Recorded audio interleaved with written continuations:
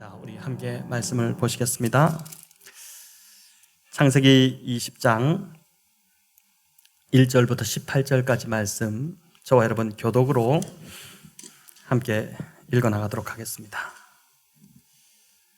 창세기 20장 1절 제가 먼저 읽습니다. 아브라함이 거기서 네게부 땅으로 옮겨가 가데스와 술 사이 그랄에 거류하며 그의 아내 사라를 자기 누이라 하였으므로 그랄 왕 아비멜렉이 사람을 보내어 사라를 데려갔더니 그 밤에 하나님이 아비멜렉에게 현몽하시고 그에게 이르시되 네가 데려간 이 여인으로 말미암아 네가 죽으리니 그는 남편이 있는 여자임이라.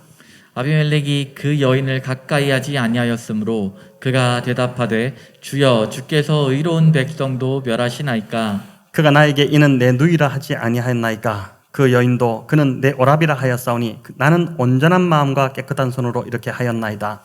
하나님이 꿈에 또 그에게 이르시되 내가 온전한 마음으로 이렇게 한 줄을 나도 알았으므로 너를 막아 내가 범죄하지 아니하게 하였나니 여인에게 가까이 하지 못하게 함이 이 때문이니라.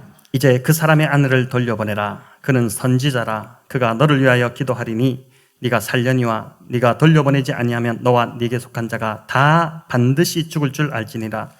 아비멜렉이 그날 아침에 일찍이 일어나 모든 종들을 불러 그 모든 일을 말하여 들려주니 그들이 심히 두려워하였더라. 아비멜렉이 아브라함을 불러서 그에게 이르되 네가 어찌하여 우리에게 이렇게 하였느냐. 내가 무슨 죄를 네게 범하였기에 네가 나와 내 나라가 큰 죄에 빠질 뻔하게 하였느냐. 네가 합당하지 아니한 일을 내게 행하였도다 하고 아비멜렉이 또 아브라함에게 이르되 내가 무슨 뜻으로 이렇게 하였느냐. 아브라함이 이르되 이곳에서는 하나님을 두려워함이 없으니 내 아내로 말미암아 사람들이 나를 죽일까 생각하였으며 또 그는 정말로 나의 이복 누이로서 내 아내가 되었음이니라. 하나님이 나를 내 아버지의 집을 떠나 두루 다니게 하실 때에 내가 아내에게 말하기를 이후로 우리에 가는 곳마다 그대는 나를 그대의 오라비라 하여라. 이것이 그대가 내게 베풀 은혜라 하였었노라. 아비멜렉이 양과 소와 종들을 이끌어 아브라함에게 주고 그의 아내 사라도 그에게 돌려보내고 아브라함에게 이르되 내 땅이 네 앞에 있으니 네가 보기에 좋은 대로 거주하라 하고 사라에게 이르되 내가 은 1,000개를 내 오라비에게 주어서 그것으로 너와 함께한 여러 사람 앞에서 내 수치를 가리게 하였노니 내 일이 다 해결되었느니라. 아브라함이 하나님께 기도하며 하나님이 아비멜렉과 그의 아내와 여종을 치료하사 출산하게 하셨으니 여호와께서 이왕에 아브라함의 아내 사라의 일로 아비멜렉의 집의 모든 태를 닫으셨음이더라. 아멘. 네, 오늘 창세기 20장 전체를 통해서 실수보다 은혜가 더 크다, 이 제목으로 하나님의 은혜를 나누고자 합니다. 세계의 설교자이자 이제 복음 전도자로 우리에게 잘 알려진 빌리 그레엄 목사님을 여러분 잘 아실 것입니다. 미국 역대 대통령들의 이제 자문 역할을 맡았었고, 우리나라에도 1973년에 빌리 그레엄 전도 집회가 있었죠. 이때 얼마나 사람들이 많이 모였는지 여의도 광장에만 이제 110만 명의 이제 그 성도들이, 한국교회 성도들이 다 모여서 아주 뜨겁게 말씀을 듣고 부흥 집회를 했던 적이 있습니다. 참 대단하신 세계적인 부흥 강사죠.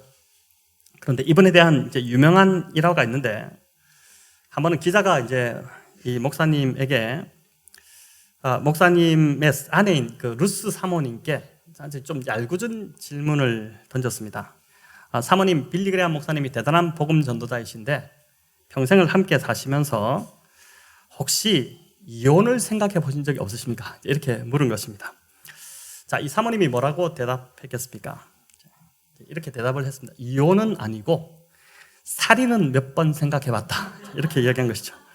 물론 농담 섞인 그런 대답이었지만 대단한 하나님의 사람조차도 이제 실제로 그 삶을 들여다보면 연약함이 없을 수 없다는 것입니다. 누구나 하나님의 은혜가 다 필요한 것이고, 또 하나님의 은혜 없이는 이제 살 수 없다는 것이죠.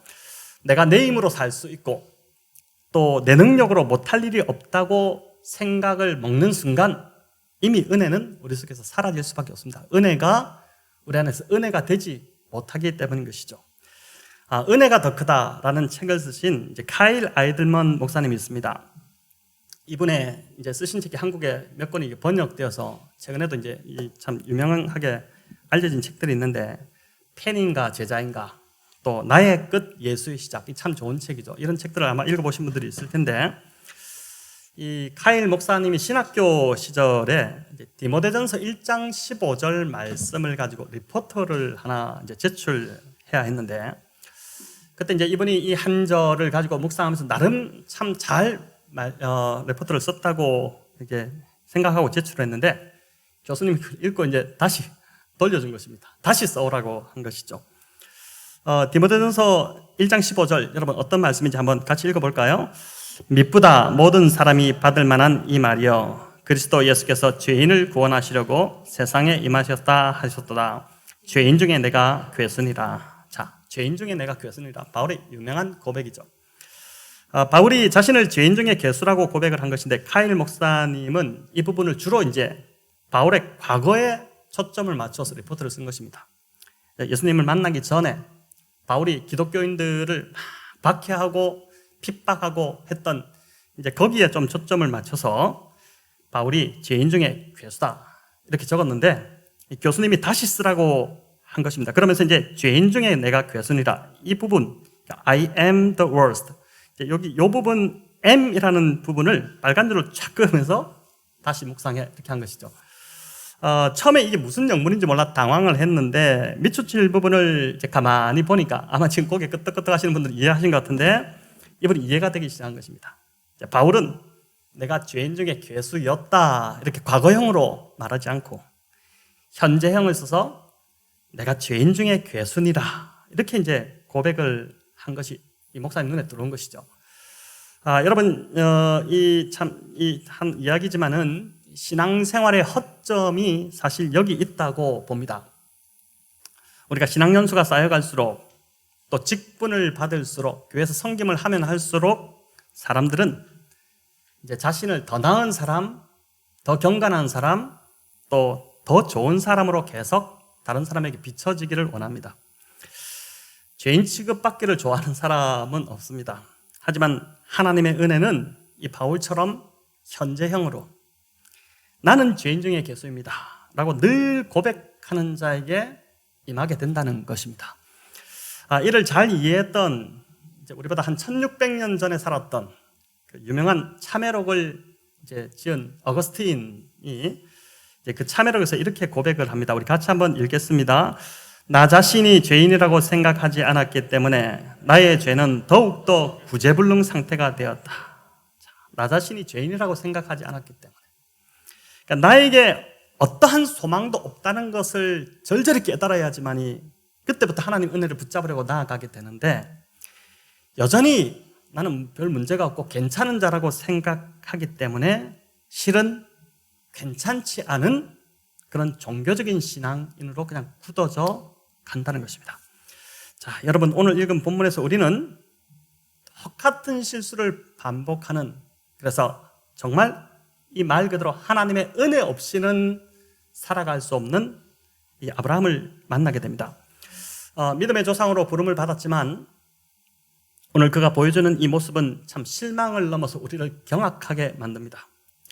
빌리그레암 목사님 사모님은 농담으로, 그냥 조크로 남편을 살인하고 싶다 뭐 이렇게 했겠지만은, 사라는 정말 진심으로 아브라함을 죽이고 싶었을 것입니다.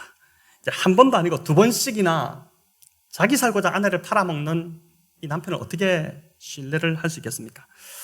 오늘 본문의 배경을 먼저 좀 살펴보면, 1절은 아브라함이 거기서 네게부 땅으로 옮겨 그랄에 거주했다 이렇게 나오죠.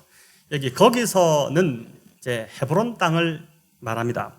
아브라함이 롯과 헤어진 후에 롯은 소돔으로 가고 아브라함은 헤브론으로 옮겨서 줄곧 이제 헤브론에 거주했는데, 오늘 보니까 그가 그 헤브론에서 이제 옮겨서 더 남방에 있는 이 그랄 땅으로 그가 이제 옮겨 정착을 합니다. 자, 본문은 오늘 아브라함이 왜 그랄로 옮겼는지 그 이유를 우리에게 알려주지 않지만, 우리가 앞장인 19장을 통해서 볼 때, 이 소돔과 고모라 사건을 통해서 볼 때, 아마도 이제 헤브론 역시 피해를 입었을 것으로 그렇게 볼 수 있습니다. 19장 24절 25절에 보면 유황과 불이 하늘에서 비같이 내려서 그 성들과 온 들과 성에 거주하는 모든 백성과 난 것을 다 엎어 멸하였다. 이렇게 나오거든요. 대단한 자연재해, 재난 사태가 일어난 것이죠. 일전에 우리가 아이슬란드 그 화산 폭발이 일어났을 때 유럽 항공에 그 마비 사태가 막 일어났지 않았습니까? 그러니까 항공이 다 막히고 도저히 비행기가 뜰 수 없는, 그러니까 수위를 그 화산재에 가려서 막 어둡게 되는, 그래서 그걸 이제 회복하기까지 꽤 시간이 걸렸었는데 소돔과 고모라에 일어난 이 일이 마치 이와 같았다고 볼 수 있는 것입니다. 가장 먼저는 그 주변에 있던 목초지가 이 소돔과 고모라 앞에 있던 들판뿐만 아니라 그 화산재 뭐 이런 것들이 날려서 그 목초지가 이제 초토화되었을 것인데 아브라함이 목축을 하는 자였지 않습니까? 그래서 이제 이동을 할 수밖에 없었죠. 이 양들을 먹이려면은. 근데 아브라함만 이동한 것이 아니라 이렇게 볼 때 이 시기에 대규모 이런 이동이 있었지 않겠나라는 생각을 해볼 수 있습니다. 당연히 그랄 왕 아비멜렉 입장에서는 긴장이 될 수밖에 없었습니다. 요즘도 내전이나 공포 정치로 인해서 자국을 탈출해서 이렇게 다른 나라로 들어가는 난민들이 계속 일어나고 있는데, 이어지는데 갑자기 난민들이 쏟아져 들어오기 때문에 그랄 왕 입장에서는 굉장히 두렵기도 하고 또 긴장이 되었을 것입니다. 더구나 이 아브라함은 그 지역에서 소문이 자자하던 그런 인물이었습니다. 북방의 맹주 그돌라오메를 집에서 기른 그 종들을 데리고 가서 그 이제 북방의 연합군을 쳐부순 대단한 위인이었다. 또 돌아올 때 많은 노획물을 가지고 왔는데 그거 하나도 챙기지 않고 다 줘버리고 참 독특한 인물이다. 뭐 이런 소문이 아마 가나안 땅에 자자하게 이렇게 퍼져 있었기 때문에 아비멜렉 입장에서 아브라함이 지금 자기들 땅으로 들어왔다, 이것은 굉장히 좀 신경이 쓰이는 그런 상황이었다고 볼 수 있습니다. 자, 2절은 그랄 왕 아비멜렉이 사람을 보내 사라를 데려갔다 이렇게 합니다. 우리 2절 3절 같이 한번 읽어봅니다. 그의 아내 사라를 자기 누이라 하였으므로 그랄 왕 아비멜렉이 사람을 보내어 사라를 데려갔더니 그 밤에 하나님이 아비멜렉에게 현몽하시고 그에게 이르시되 네가 데려간 이 여인으로 말미암아 네가 죽으리니 그는 남편이 있는 여자임이라. 아멘. 여기 그랄 왕 아비멜렉이라고 할 때 이 아비멜렉은 그랄 왕의 호칭이 이름이 아니라 왕의 칭호가 이제 아비멜렉입니다. 당시 이제 이집트 애굽이 바로였듯이 또 우리나라 임금이라고 불렀듯이 이 그랄 땅의 통치자 왕을 이제 아비멜렉이라고 이제 불렀는데 여기 보니까 아비멜렉이 사라를 데려간 이유가 아브라함이 사라를 누이라고 거짓말했기 때문에 데려갔다고 나와 있죠. 창세기 12장에서도 우리가 아브라함은 기근으로 인해서 이제 애굽 땅으로 내려갔을 때 똑같은 거짓말을 바로에게 하지 않습니까? 자, 이때로부터 25년이 지났습니다. 그런데도 불구하고 지금 아브라함이 똑같은 실수를 반복합니다. 자, 이 모습이 저와 여러분에게 참 위로가 되는 모습이기도 합니다. 그렇죠? 사람이 나이가 들고 신앙의 연수가 늘어나면 조금 더 현명한 결정을 내려야 하는데 여전히 같은 실수를 반복하는 것이 저와 여러분의 모습이기 때문입니다. 늘 하던 실수를 또 하고 늘 넘어지는 것에서 또 넘어집니다. 하지만 하나님의 은혜가 아브라함의 이 실수보다 훨씬 더 크기 때문에 아브라함을 믿음의 조상으로 계속해서 만들어 가시는 것이고, 또한 저와 여러분도 이 실수보다 더 크신 하나님의 비교할 수 없는 그 은혜로 인해서 반드시 저와 여러분도 하나님이 믿음의 사람으로 만들어 가실 것입니다. 지금 나 자신을 보면서 좌절하지 마시고 하나님께서 만들어 가실 거니까. 25년의 세월이 지났음에도 그렇게 하나님이 직접 끌고 다니시면서 나타나 말씀하셨음에도 똑같이 반복되고 있는 이 아브라함을 보시면서 위로를 받으라고 하나님이 지금 이 말씀을 우리에게 주시는 것 같습니다. 문제는 이때 아브라함의 아내 사라의 나이가 90세였다는 것입니다. 창세기 12장을 통해서 알 수 있듯이 사라는 심히 아리따웠습니다. 아리따운 여인이었다. 굉장히 미모가 뛰어난 여인이었다는 것이죠. 애굽에 내려갔을 때 사라의 나이가 65세였습니다. 얼마나 예뻤으면 바로의 고관들이 바로 앞에서 사라를 막 칭찬했습니다. 왕이시여, 가나안 땅에서 지금 한 가족이 내려왔는데 그 여인이 너무 예쁩니다. 진짜 예쁩니다. 65세 여인을 이렇게 이제 막 칭찬했다는 것. 그렇게 했는데 65세 미모는 어느 정도 저희 교회 우리 여자 성도님들 볼 때도 좀 이해가 됩니다. 근데 지금 90세 할머니입니다. 아무리 예뻐도 90세면은 이제 얼굴도 몸도 다 늙을 수밖에 없습니다. 이제 세월 앞에 장사가 어디 있습니까? 아비멜렉의 여성 취향이 참 독특했다. 뭐 이렇게 볼 수도 있겠지만 이는 이제 정략 결혼 차원에서 사라를 데려간 것이라고 볼 수 있습니다. 솔로몬만 보더라도 아내가 300명, 첩이 700명이었는데 다 정략 결혼 때문에 이렇게 많은 아내를 얻지 않았습니까? 이 말씀드린 대로 그랄랑 아비멜렉에게 아브라함은 굉장히 위협적인 또 신경 쓰이는 존재였기 때문에 사라, 그 동생이라고 하니까 또 데리고 감으로 어떻게 됩니까? 사돈지간을 맺어서 좀 뭔가 이렇게 서로 간에 견제 이런 구도가 아니라 평화적인 구도로 이제 만들려고 했던 것이죠. 자, 문제는 이제 이 일로 하나님이 굉장히 다급해지셨습니다. 그래서 아비멜렉 꿈에 나타나셨죠. 네가 데려간 이 여인 때문에 너도 죽고 너네 가족 다 죽는다. 굉장히 강하게 겁을 지금 주신 것입니다. 남편이 있는 여인을 잘못 데려왔다고 하신 것이죠. 4절, 5절 아비멜렉의 항변인데 우리 같이 읽어봅시다. 아비멜렉이 그 여인을 가까이 하지 아니하였으므로 그가 대답하되 주여 주께서 의로운 백성도 멸하시나이까. 그가 나에게 이는 내 누이라고 하지 아니하였나이까. 그 여인도 그는 내 오라비라 하였사오니 나는 온전한 마음과 깨끗한 손으로 이렇게 하였나이다. 자, 나는 잘못하지 않았다. 억울하다는 것입니다. 아니 분명히 아브라함이 누이라고 했고 그 여인 데려왔는데 자기 오라비라고 하는데 정략결혼 차원에서 다 그렇게 하지 않습니까? 여인 하나 데려온 게 뭐가 그렇게 큰 문제라고 저도 죽이고 우리 가족을 다 지금 몰살하려고 하십니까? 이렇게 억울해하는 것이죠.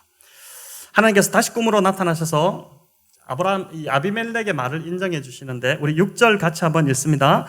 하나님이 꿈에 또 그에게 이르시되 네가 온전한 마음으로 이렇게 한 줄을 나도 알았으므로 너를 막아 네게 범죄하지 아니하게 하였나니 여인에게 가까이 하지 못하게 함이 이 때문이니라. 자, 아비멜렉 고백처럼 그가 온전한 마음으로 했다. 이걸 인정해 주셨죠. 그런데 이 구절을 보면 네가 온전한 마음으로 한 줄을 나도 알았으므로 너를 막아 네게 범죄하지 않게 했는데 여인에게 가까이 하지 못하게 함이 이 때문이다. 이렇게 합니다.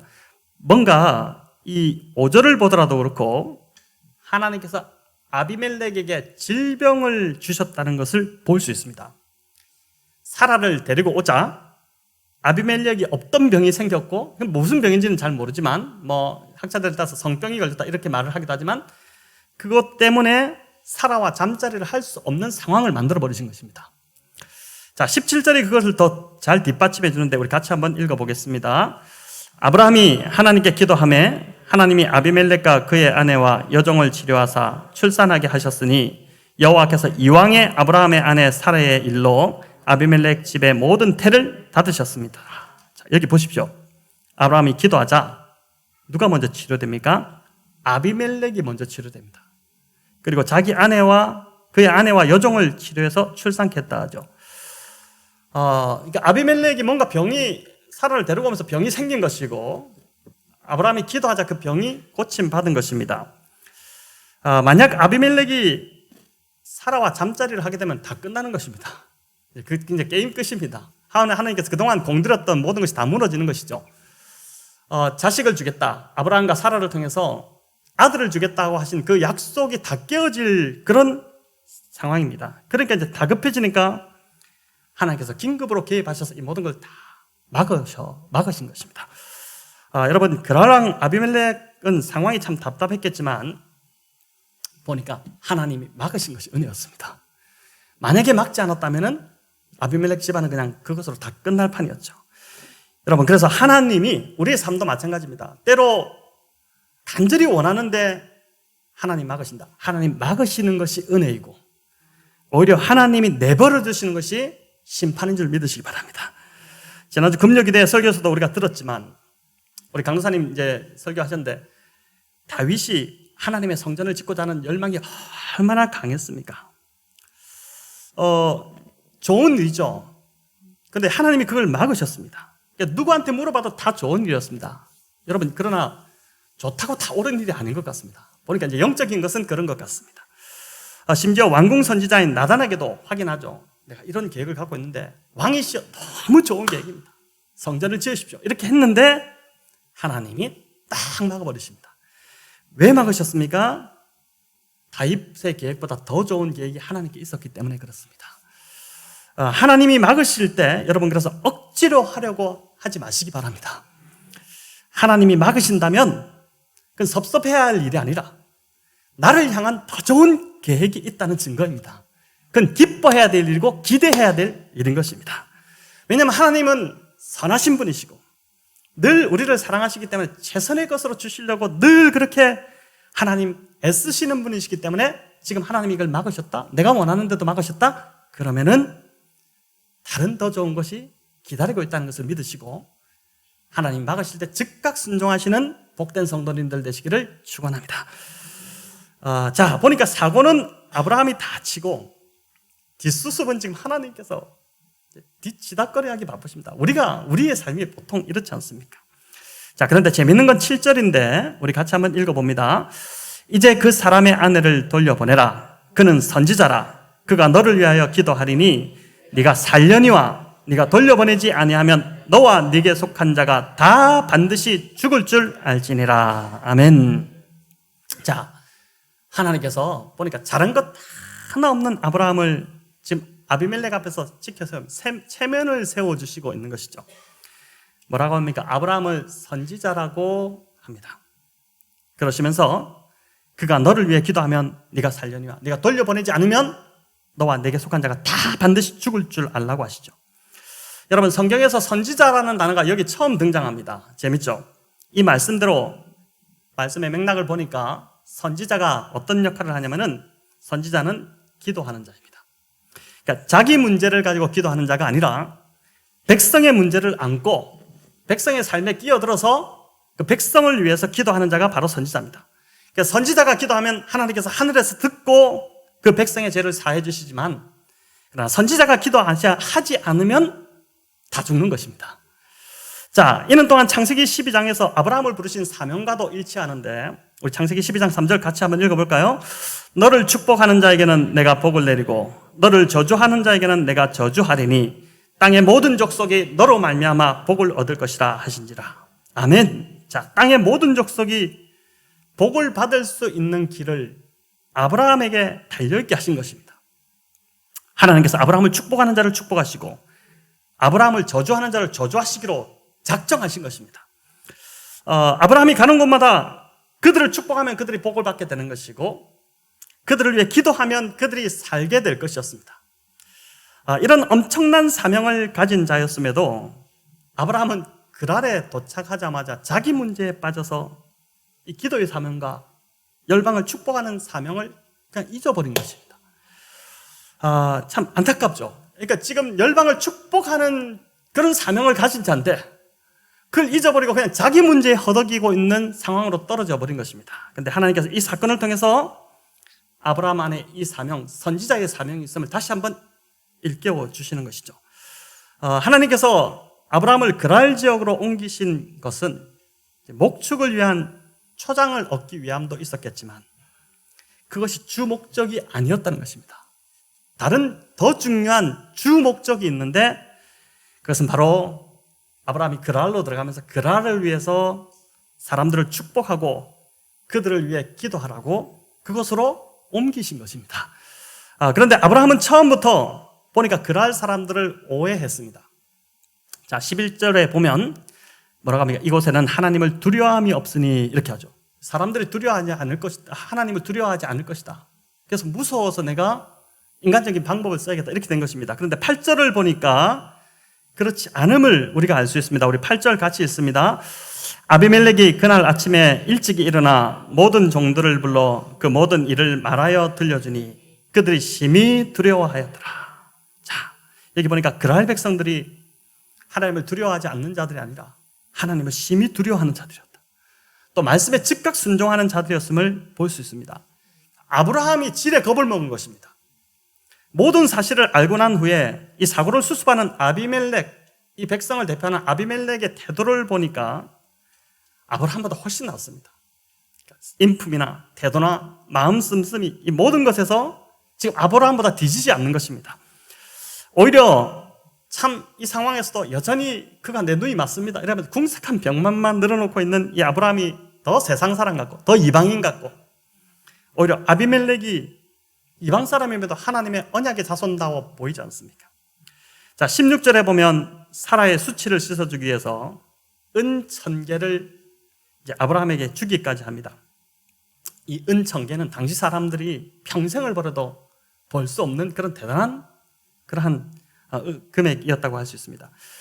아비멜렉이 참 정말 예의 바르게 마지막까지도 참 신사적으로 일을 잘 마무리하고 있는 것을 보게 되죠. 처음에 아브라함은 이 그랄랑 아비멜렉이 신앙적 대화가 안 될 거로 단정했지만 알고 보니까 아비멜렉은 그런 인물이 아니었다는 것입니다.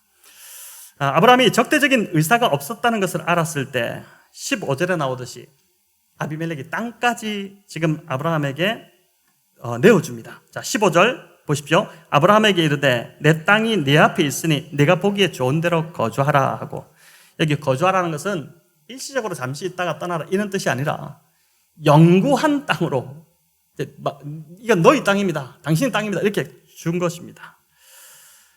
여러분, 이게 사람을 믿지 못하면 절대 이렇게 못합니다. 오히려 아브라함이 아비멜렉을 믿지 못하는데 아비멜렉은 참 신의를 지키는 그런 모습을 보여주는 것이죠. 자, 이 아브라함을 보면서 오늘날 세상 사람들보다 참 기독교인들이 참 더 못하다 이런 말들을 우리가 많이 듣는데, 오늘날 교회가 또 보니까 세상을 이렇게 무시하는 경향이 있다는 생각이 들지 않습니까? 1세기 유대인들이 이제 로마 제국의 이 헬라 세계에서 굉장한 미움을 받았습니다. 참 이게 미움의 역사가 계속 이어져서 이제 왔는데, 그들이 미움받았던 이유는 이제 선민 사상에 빠져서 할례받은 우리는 우월하지만 할례받지 못한 저 헬라인들은 미개하고 야만적인 사람들이다, 이렇게 이제 취급을 했기 때문입니다. 하나님의 백성이라는 것 외에는 나을 게 하나도 없습니다. 지식적으로나 문화적으로나 모든 것이 다 이 헬라 사람들이 다 뛰어난데도 불구하고 그 사회 속에서 살아가는 아주 소수의 사람들이었음에도 불구하고 헬라인들을 계속 그렇게 이제 야만적 취급을 한 것입니다. 겉으로는 참 나이스하게 이렇게 하지만은 겉과 속이 완전 다르게, 속에서는 완전히 저 벌레 같은 인간들 이렇게 하면서 이제 그렇게 취급을 한 것이죠. 그러니까 우리가 참 이럴 수가 있지 않습니까? 이제 사람들을 대할 때 겉으로는 잘 대하는데 속으로는 안에서 판단하고 정죄하고 다 하는 것처럼, 이 유대인들이 이렇게 했는데 이게 그냥 자연스럽게 그 당시 헬라 세계의 사람들한테 이게 흘러가기 시작한 것입니다. 그래서 사회적 공분을 사고 미움을 받고 이렇게 했던 것이죠. 그런데 오늘날 그리스도인들이 세상을 대하는 태도가 충분히 이럴 수 있다는 것입니다.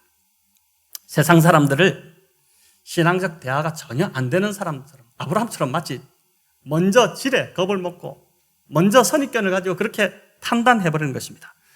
우리는 상당히 영적인 사람들이고 우리는 하나님의 백성이고 당신들은 세상 사람들이다, 이렇게 딱 나누어버리는 것이죠. 여러분, 그런데 이런 오만함이 믿지 않는 자들에게 그대로 전해지고 있다는 것을 알고 있습니까? 그래서 기독교인들은 참 오만한 집단이고, 그리고 저들만의 아성을 쌓는 집단이라고 그렇게 이제 매도당하고 있는 것이죠. 아비멜렉이 아브라함을 처음에 위협적인 존재로 오해했던 것처럼 세상이 교회를 자꾸, 교회 성도들의 또 교회의 모습이 자꾸 그러니까 그렇게 자꾸 이제 오해하는 것입니다. 저희가 교회 공간을 이렇게 리모델링을 하면서 제가 참 계속 좀 주장했던 것이 하나 있는데, 그게 뭐냐면은 이 복도 쪽 유리 시트를 좀 개방감 있게 두고자 한 것입니다. 아마 처음에 저희 교회 오시면은 저를 보면서 약간 휑하다 이런 느낌도 들고, 왜 막으려면 다 막지 저렇게 했을까 이런 생각도 하실 텐데, 그래서 이제 창가 교회다 보니까 개방되어 있으면 예배가 방해될 수 있으니까 불투명 시트로 저 위에까지 다 막자는 의견들이 처음에 많았습니다. 다 막으면 오히려 좋겠습니다 이렇게 했는데, 제 안에 든 생각은 그렇게 되면 세상과 더 단절되는 느낌만 주겠다 싶었던 것입니다. 그러니까 저들만의 집단이라는 소리를 이제 듣는 것이 아니라 언제든지 여기 교회가 있네, 밖에서 안을 이렇게 한번 들여다볼 수 있다가 계속 이렇게 들여다보다가 언제든지 들어올 수 있는 열려있는 교회, 그런 교회가 되면 좋겠다는 생각을 한 것입니다. 주중에 여러분 교회를 잘 안 오셔서 모르시겠지만 제가 이제 새벽 기도 마치고 나면 늘 하는, 제일 먼저 하는 일과 중에 하나가 뭐냐면은 여기 옆에 있는 이 브라인드를 다 걷어 올리는 것입니다. 아주 밝게 교회를 만들어 놓습니다. 여러분 이게 브라인드 안 올린 상태에서 복도볼만 있으면은 들어올 때 어떻게 되냐면 어두컴컴합니다. 교회가 이미지가 어두운 이미지가 아니라 밝고 환한 이미지를 줘야 되는데 어두운 이미지를 주면 안 되지 않습니까? 그래서 다 끝까지 걷어 올리고 이제 해놓으면은 이제 지난번에도 우리 컴퓨터 원장님 옆에 계신 원장님이 지나가면서 목사님 이거 밖에 환하니까 너무 좋다고, 교회가 환히 보니까 밖에 다 보니까 너무 좋다, 이런 이제 표현을 하면서 또 뭐 가능하면 저기 좀 더 저기 시트를 좀 더 잘라서 낮춰주시면 안 되겠냐 이런 이야기도 하셨는데 그렇게 낮추면은 또 이제 예배 또 이렇게 들여다볼 수 있으니까 저렇게 한 것이죠. 여러분 이 작은 한 단면이지만 저는 교회의 방향이 여기에 담겨 있다고 그렇게 믿습니다. 저희 교회가 이제 이곳에 있는 이유는, 또 성도님들을 이곳 교회로 보내신 이유는 바로 이 주변에서 장사하고 또 이 지역에서 살아가고 있는 하나님을 모르는 사람들, 그들을 축복하고 그들을 위해 기도하라고 부르셨음을 믿습니다. 하나님께서 저와 여러분을 아브라함처럼 선지자로 부르셨음을 믿으시기 바랍니다. 이제 아브라함의 혈통적 아브라함의 후손이 아니라 주 예수를 그리스도로 고백하는 믿는 자가 아브라함의 후손이라고 분명히 바울이 갈라디아서서 말씀하셨는데, 저와 여러분이 주 예수 그리스도로 믿는다면 우리 아브라함의 이 사명이 바로 우리에게 그대로 주어져 있는 것입니다. 저와 여러분이 아브라함인 것이죠. 내 문제만 가지고 기도하는 자가 아니라 내 문제에만 빠져서 막 허우적대는 그런 내 걱정만 하는 자가 아니라 이곳에 하나님을 모르는 영혼들을 위해 그들의 문제를 안고 기도하라고 우리를 부르신 것입니다. 7절에 보십시오. 다시 한번 보시면 7절에 그는 선지자라 그가 너를 위하여 기도하리니 네가 살려니와, 그는 선지자라 그가 너를 위하여 기도하리니 네가 살려니와. 또 17절 우리 같이 읽어볼까요? 아브라함이 하나님께 기도하며 하나님이 아비멜렉과 그의 아내와 여종을 치료하사 출산하게 하셨으니. 아멘. 대단한 기도의 능력이 일어난 것이지 않습니까? 여러분 우리에게 아브라함의 사명이 있고 하나님께서 저와 여러분을 동일하게 이 아브라함처럼 선지자로 부르셨다면 우리가 세상을 위해 기도할 때 이런 기적들이 동일하게 오늘도 우리의 삶의 자리에서 일어나게 될 줄을 믿음으로 받으시기를 바랍니다. 사단은 계속해서 우리를 이 본문의 아브라함처럼 만들려고 합니다. 처음에 그랄에 도착했을 때 얼마나 겁을 집어먹었습니까? 그래가지고 계속 자기 안전, 자기 목숨, 자기 가족, 또 미래, 자기 안위만 걱정해서 보니까 아브라함이 자신을 위해서만 목매다는 그 인생으로 이제 되어버린 것입니다. 그런 인생이 아닌데, 그렇게 부른 것이 아닌데, 우리도 마찬가지로 기도도 내 기도만 하고, 내 걱정만 하고, 내 문제만 빠져가지고, 내 코가 석자인데 내가 누구를 걱정하느냐, 이런 생각을 사단이 계속 집어넣습니다. 하나님께서 결코 저와 여러분을 그 정도 인생 살라고 부르지 않으셨음을 믿으시기 바랍니다.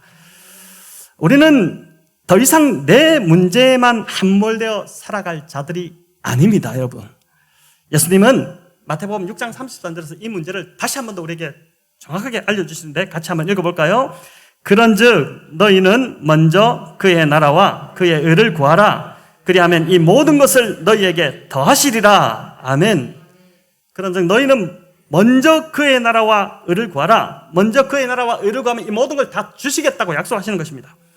저와 여러분이 우리 문제, 나의 문제에만 빠져 있으면은 세상은 고통받을 수밖에 없지만 아브라함이 그렇지 않습니까? 자기 문제만 빠져가지고 있으니까 다 이 그랄의 왕부태에서 다 고통을 받게 되는데, 우리가 세상을 위해 기도하면 세상이 살아나게 되고 그 영혼이 구원받게 되는 일들이 일어나게 된다는 것입니다.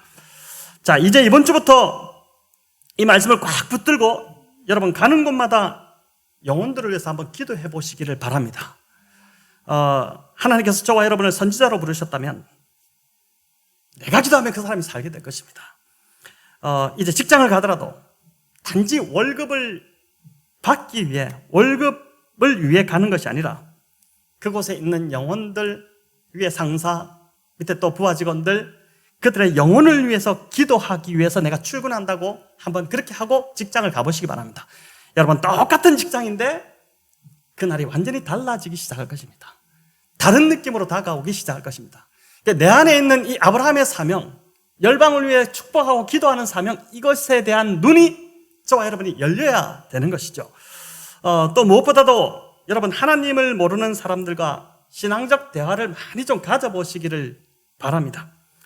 의외로 여러분 이야기해보면요, 교회에 나갔다는 사람들이 굉장히 많습니다. 교회에 나가본 경험이 있다는 사람들이 굉장히 많습니다. 자, 금요기도에서도 잠시 말씀드렸지만 지난주에 시청 공무원 한 분이 사무실을 방문하셨습니다. 업무차, 이분이 이렇게 조사한다고 오신 것이었는데 사무실에 들어가지고 주변을 둘러보다가 기독교 서적 책들이 잔뜩 이렇게 있는 것을 보고 먼저 이제 목사님이시냐고 물었습니다. 목사님 맞다고. 그랬더니 본인도 이전에 나갔는데 지금은 안 나가지만은 자기는 하나님을 여전히 고백하고 있고 성령님이 자기와 함께 하신다는 것을 그렇게 표현했어요. 성령님이 자기와 함께 하심을 믿습니다. 교회를 안 나가시는 분이 그래서 이제 제가 그분에게 뭐라고 얘기했냐면 아주 진지하게 말씀드렸습니다. 당신 이름도 모르고, 그러나 내가 당신 오늘 처음 봤는데 얼굴을 아니까 당신 얼굴 기억하고 하나님 앞에 매일 당신의 영혼 구원을 기도하겠습니다. 신앙생활 다시 시작하실 수 있도록 기도하겠습니다. 이제 이 말을 했더니 굉장히 그게 좀 충격적으로 신선하게 이분이 들렸던 모양입니다. 이제 그렇게 한 것이죠. 제가 어제 이 말씀을 준비하며 이게 맞구나, 이분을 위해서 내가 더 기도했구나, 이런 생각을 했는데 저의 기도로 말미암아, 아브라함의 기도로 아비멜렉 왕과 그 집안이 다 살아났던 것처럼 저의 기도로 말미암아 그분이 살 수 있게 되겠다는 확신이 이제 온 것입니다. 성도 여러분, 아브라함의 이 반복된 실수가 하나님의 은혜를 무효화시키지 못했습니다. 자, 여러분, 아브라함이 언제 이런 실수가 반복되냐면은 두 번인데, 첫 번째는 하나님께서 창세기 12장에서 아브라함에게 아들을 주시겠다, 자손을 주시겠다고 약속하신 직후에 바로 이런 일이 일어났고, 오늘 이 본문은 아브라함에게 자손을 주시겠다는 마지막 약속을 주신 이후에 또 일이 일어났습니다. 약속, 자식을 주시겠다는 처음과 마지막 이후에 바로 똑같은 실수를 반복한 것입니다. 뭘 말하겠습니까? 아브라함의 연약함과 실수보다 하나님의 은혜가 훨씬 더 크다는 것입니다. 필립얀시는 놀라운 하나님의 은혜, 유명한 책이죠. 많이들 읽어보셨을 텐데 아마 이 책에서 이제 뭐라고 했냐면, 우리 모두는 불량품이지만 그러나 하나님은 어쨌거나 우리를 사랑하신다, 이런 표현을 했습니다. 불량품이라고 버리지 않으시고, 이거 못 쓰겠다, 갖다 버리지 않으시고 끝까지 고쳐서 쓰시는 분이 하나님이십니다. 제가 저 자신만 보더라도 이 말이 정말 공감이 되고 맞다는 고백을 할 수밖에 없습니다. 또 여러분, 로마서 11장 29절 우리 같이 한번 읽어볼까요? 하나님의 은사와 부르심에는 후회하심이 없느니라. 아멘. 하나님의 은사와 부르심에는 후회하심이 없느니라. 우리를 한번 부르신 하나님은 절대 후회하지 않는 하나님이십니다. 여러분, 우리는 사람인지라 누구를 이렇게 불렀다, 교제하기 시작, 괜히 사람 불렀네, 이렇게 후회할 수도 있지만 하나님은 우리가 좀 못하다고, 덜 떨어진다고, 또 실수한다고 포기하지 않으신다는 것이죠. 우리를 아브라함을 믿음의 조상으로 기어코 다듬어 가셨던 것처럼 저와 여러분도 그렇게 반드시 다듬어 가시는 것입니다. 여러분, 하나님의 은혜가 나의 연약함보다, 또 나의 실수보다, 나의 죄악보다 비교할 수 없을 정도로 훨씬 더 크다는 이 사실을 굳게 믿으시고 믿음으로 세상을 위해 기도하시고 축복을 선언하시고, 여러분 이 지역 다니시면서 아침에 겨울로 오시면서 상가 지나가면서 축복하십시오.